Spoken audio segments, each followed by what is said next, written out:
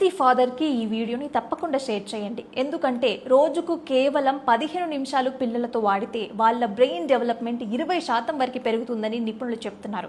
నార్మల్గా పిల్లలతో కలిసి ఆడటం అనేది వారి బ్రెయిన్ డెవలప్మెంట్కి చాలా ఇంపార్టెంట్.